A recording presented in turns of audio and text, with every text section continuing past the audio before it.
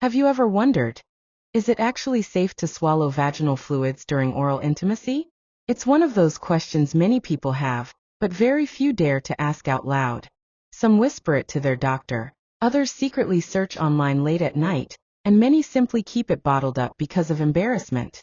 But today we're going to bring this out into the open. And here's the truth. When we shine a light on these intimate questions, not only do we learn, we also heal. We realize we're not alone. And most importantly, we discover that intimacy doesn't have an expiration date. Passion doesn't retire, no matter how many birthdays we've celebrated. So stay with me, because by the end of this conversation you'll feel more informed, reassured, and confident about intimacy than ever before. Let's start at the beginning. What exactly are vaginal fluids? They're not random moisture, and there's certainly nothing to be embarrassed about. Vaginal lubrication is one of the body's natural masterpieces. It's carefully designed to reduce friction, protect delicate tissue from infection, and signal readiness for intimacy. Even after menopause, when fertility is no longer the body's focus, these fluids remain an important part of making intimacy comfortable, safe, and pleasurable. They are created by three main sources. The first is the Bartholin's glands, tiny glands at the entrance of the vagina that secrete a silky fluid at the start of arousal to reduce friction. The second is the Skene's glands, sometimes called the female prostate. These produce additional fluid during deeper arousal. And in some women, they are also involved in female ejaculation.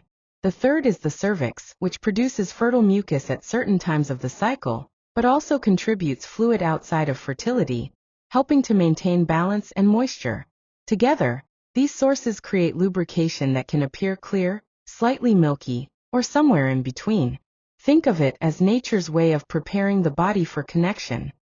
Now, one of the biggest curiosities people have is about taste and smell. And here's something important to understand. Just like with sweat or saliva, vaginal fluids naturally vary. Hormones, hydration, diet, stress, and even medications can influence taste and scent.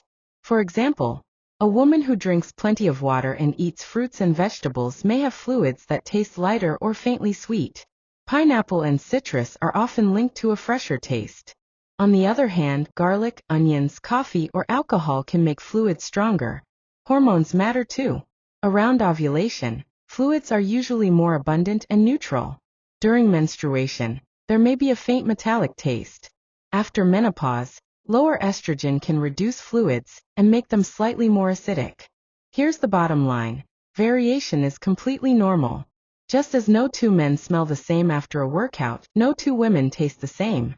Her natural scent is part of her individuality, and never something to be ashamed of. But what about safety? Is it actually okay to swallow vaginal fluids? The short answer is yes. For healthy partners, it is generally safe. Vaginal fluids are not dirty or toxic. They're mostly water, with amino acids, enzymes, minerals, glucose, and lactic acid.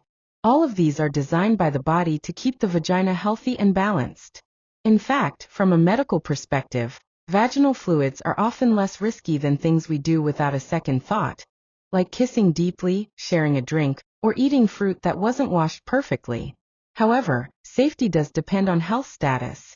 Vaginal fluids, like semen or blood, can carry sexually transmitted infections such as chlamydia, gonorrhea, herpes, syphilis, trichomoniasis, and HIV.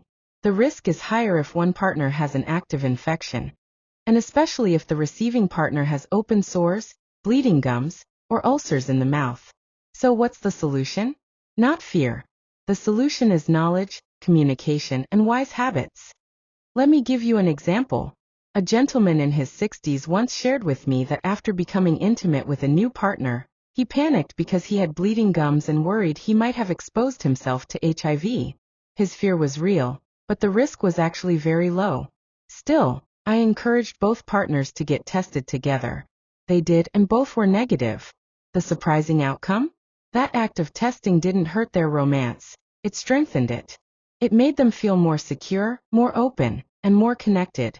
This is a powerful reminder. Safety doesn't kill intimacy. Safety deepens trust. And when trust is present, intimacy becomes freer, more joyful, and more fulfilling. So here are 3 simple steps I recommend. Step 1. Have the conversation. Ask gently about STI testing, or even better, suggest getting tested together. That's not mistrust, it's partnership. Step 2. Use barriers such as dental dams in new relationships if needed. They may sound clinical, but in reality, they're a sign of respect and care. Step 3. Make testing a routine part of your health rituals.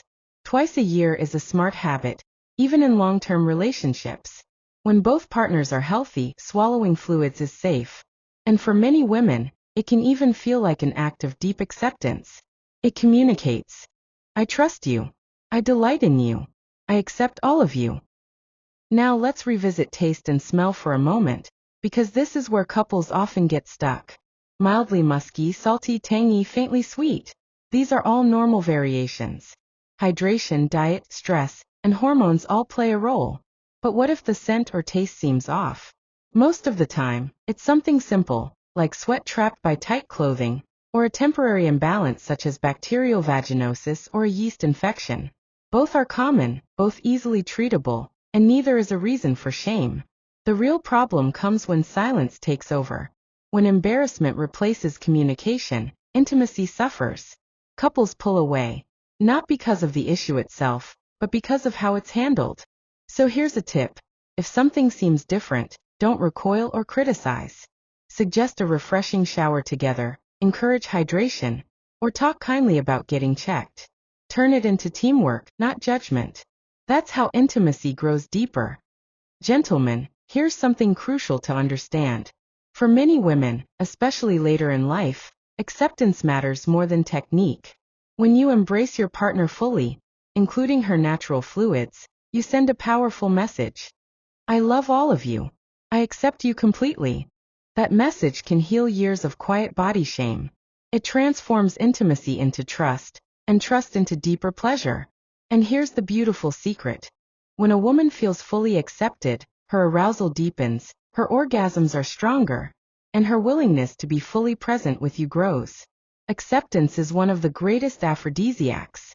Judgment, on the other hand, is the fastest way to shut intimacy down. Let's pause for a moment. If you're finding this discussion valuable, don't forget to subscribe to The Healthy Body. This channel is dedicated to helping men and women over 60 keep their intimacy, confidence, and vitality alive. So hit that subscribe button, and let's keep learning together.